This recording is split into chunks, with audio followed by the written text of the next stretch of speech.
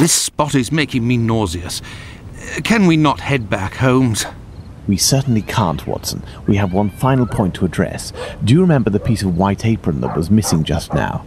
It was found just a few steps away from here, at the entrance of a building. That's where we must go.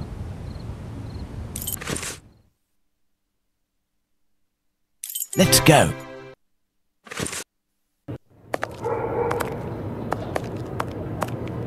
There's the spot, Watson. By night, Goulston Street is deathly silent, which will permit us to carry out a fair few experiments. Let's find the entrance where the piece of the victim's apron and the mysterious chalk message were found.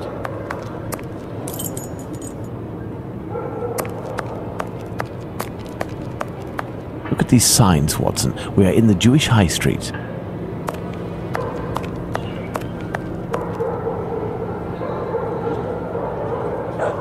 There's the spot where the apron and the message were found by PC Long. Now, let's recreate the scene. Remember, Watson, it was raining that night. Find me something with which to mimic raindrops hitting this wall while I write something with my chalk. The Jews are not the men that will be blamed for nothing. But what does it mean?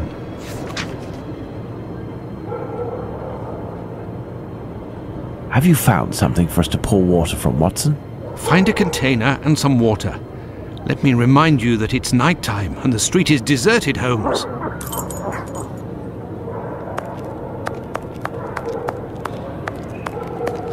Water.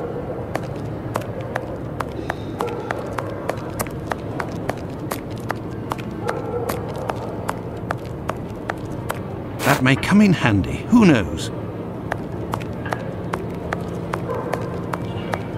That may come in handy. Who knows?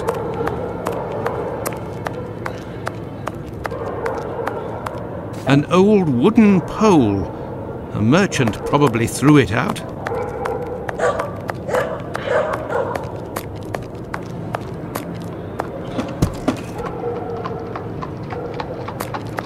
A watering can. That's what I need. But I can't reach it.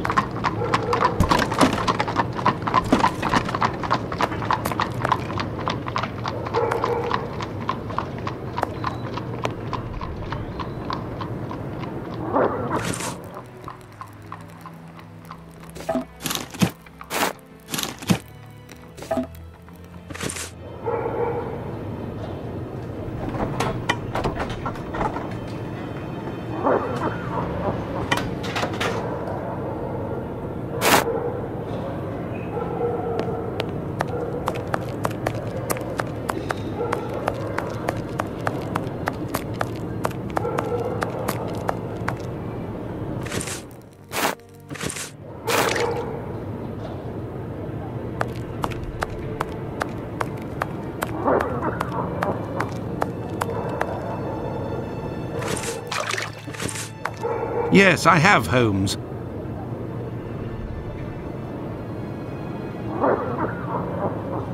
If this message were written by the killer, then it would have been lying in this entrance for up to 35 minutes before being discovered. Let's find out in what state it must have been. This message could not have withstood an entire night in the rain. During the investigations carried out on the night of the double murder, PC Hulse inspected the entrances of this street around 2:20 a.m. and confirmed to have seen nothing out of the ordinary. At 2:55 a.m., 35 minutes later, PC Long found Catherine Edow's piece of apron and the message in chalk. This message would not have withstood a whole night in the rain, as had I continued to water it for a little longer, I would certainly have erased it. It was written, therefore, at the moment when the piece of apron was dumped. This substantiates PC Hulse's statement, which stated he had seen neither of these during his rounds. After its discovery, it was guarded and protected from the rain, which was subsiding, which explains why it was still legible when it was erased at 5:30. My dear Watson, when you met P.C. Smith on his rounds in the street, where was he? On the pavement or in the middle of the road? In the middle of the road, Holmes, without a shadow of a doubt. Good. You will go down the street with your lantern as if you were a policeman on patrol, using Smith's position as a guide. As soon as you see the entrance where I used the watering can, tell me if you see anything.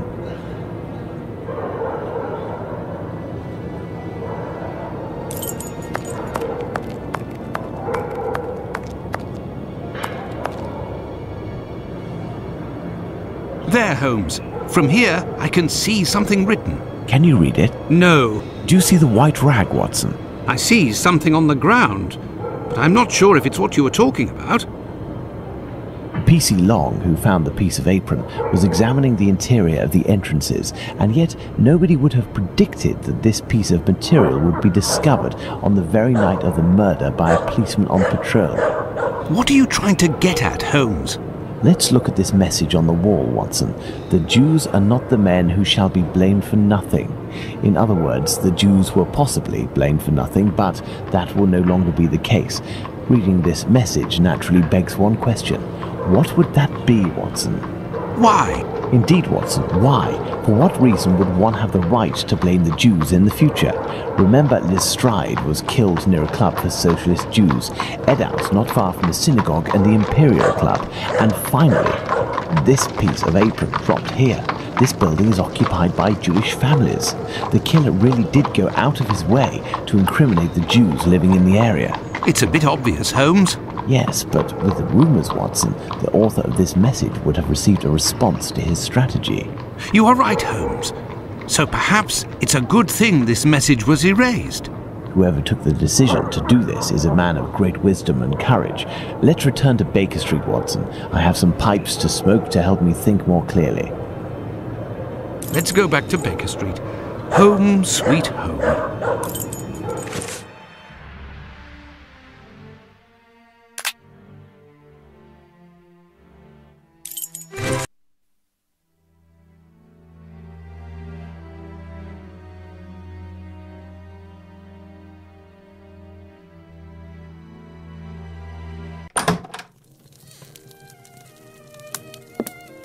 I had nightmares all night, Holmes. As for you, I bet you didn't get a wink of sleep, did you? It's this chalk message business, isn't it? Among other things. And this lunatic is still running free. If only we knew what he looked like. But we do know, Watson. We have a fairly accurate description. I must have missed an episode of your adventures, Holmes. Not only have I heard you discredit the value of our eyewitnesses, but the few descriptions we do have don't seem to correspond. An inaccurate account can regain its value if we can discover why and to what extent the truth must be rewritten. We've learned a great many things tonight, and I'm able to tell you what our man looks like. Really? Yes, and we're going to need a few things, Watson. Find me 3 mannequins, my worker's costume, my 3 full wigs, one of your worn garments, yes, that can be used for the workman's outfit, and one of your old suits. Oh, and my deerstalker, the one I never wear, but everyone seems to think I wear day and night.